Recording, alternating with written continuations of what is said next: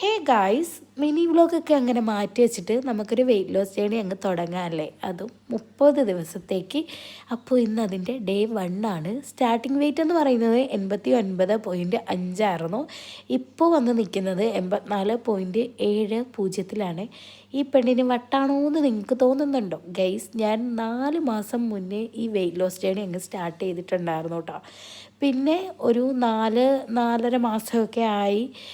അത് കഴിഞ്ഞപ്പോൾ എനിക്ക് മുന്നോട്ട് ഒട്ടും പോകാൻ പറ്റുന്നുണ്ടായിരുന്നില്ല. അത്രയ്ക്കും ഹെൽത്ത് ഇഷ്യൂസ് ആയിരുന്നു, ശ്വാസം മുട്ടൽ, അലർജി, അങ്ങനെ ഇങ്ങനെയൊക്കെ. പക്ഷേ ഞാൻ ഫുഡൊക്കെ കൺട്രോൾ ചെയ്യുന്നുണ്ടായിരുന്നു. എങ്കിലും എൻ്റെ വെയിറ്റ് ഇതാ വീണ്ടും കയറിയിട്ടുണ്ട്. 1 കിലോ 1.5 കിലോയോളം വീണ്ടും കൂടിയിട്ടുണ്ട് കേട്ടോ. അപ്പം ഞാൻ വിചാരിച്ചു ഇനി കൺട്രോൾ ചെയ്തില്ലെങ്കിൽ വീണ്ടും ആ 89ലേക്ക് എത്തിപ്പെടും.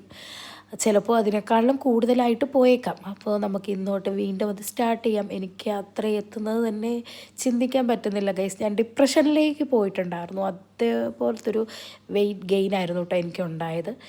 അപ്പോൾ ഇന്ന് എൻ്റെ വെയിറ്റ് ഇതാ നിങ്ങൾ കണ്ടില്ല, 84.70 ഞാൻ ഇൻ്റർമീഡിയറ്റ് ഫാസ്റ്റിംഗ് ആണ് എടുക്കുന്നത്.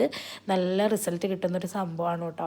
അപ്പോൾ ഞാൻ എൻ്റെ ഈറ്റിംഗ് വിൻഡോ എന്ന് പറയുന്നത് 9 മണി തൊട്ട് 5 മണി വരെയാണ്. അപ്പോൾ രാവിലെ ഇതാ ഉലുവയും ജീരകവും ഇട്ട് തിളപ്പിച്ച വെള്ളമാണ് കുടിക്കുന്നത്.